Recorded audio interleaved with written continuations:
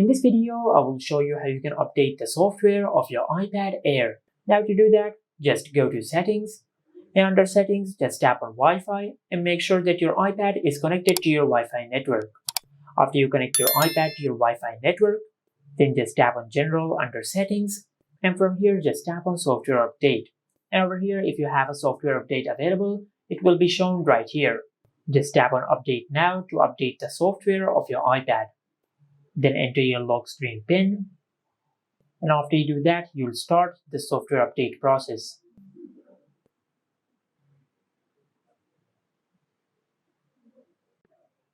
Now from here, just select Install Now.